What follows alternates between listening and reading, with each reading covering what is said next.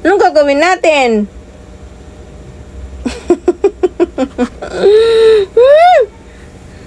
Nanahimik ako dito sa kwarto eh. Gusto rin niyang pumasok. Ayaw ko siyang papasukin kasi ang daming ginagawa, ang daming hinahalungkat. Di mapakali, gustong halungkatin yung mga gamit ko. Tapos gusto niya doon sa mga abubot ko. Gusto niya doon. Ikalat na nga yung mga abubot ko. Kakalat pa talaga. Diyos mio.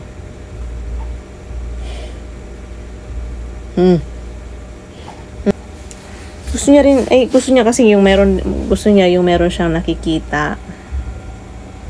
Nalulungkot din siya pag mag-isa rin siya. Siyempre, ganun talaga rin, no? Ayaw ko nga siyang papasukin dito sa kwarto ko. Kasi ginagalaw niya yung mga abubot ko. Gabi naman na, magpahinga ka na, matulog ka na. Nandito siya sa ano ko sa may pintuan. Panayan. Kumain naman na. May pagkain ka naman na dun. Matulog na. Gusto kasi niyang lalabas pa.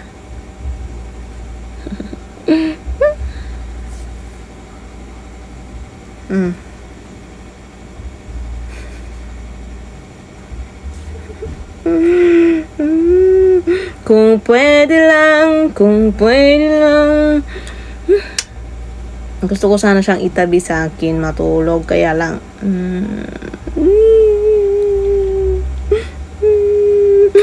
Ayaw ko.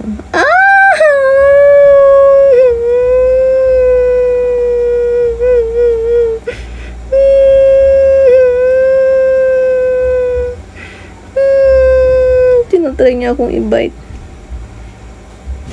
Babait mo ko. Gusto ko sana siyang itabi matulog, kaya lang ayaw ko. Kasi ayaw ko makarinig yung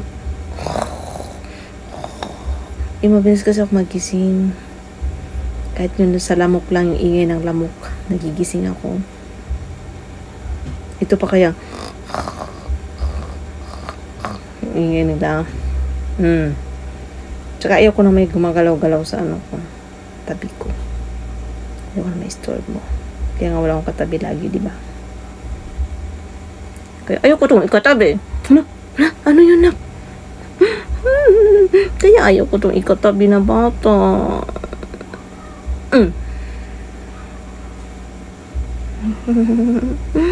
Cute. Cute, cute.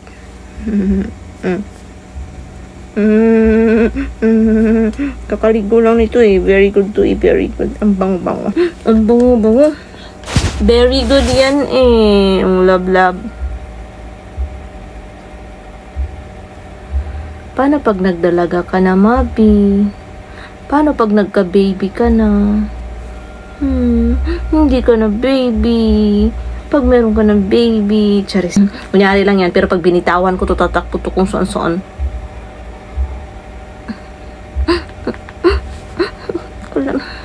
Kalamin na lang yun. Gigigil ako eh. Nang gigigil kami. Labas na doon. Labas na. Huwag ka dito kay mama. Okay na. Tapos na mag-cuddle-cuddle. Maliligo na ako. Tapos na mag-cuddle-cuddle, kaya maliligo na ako.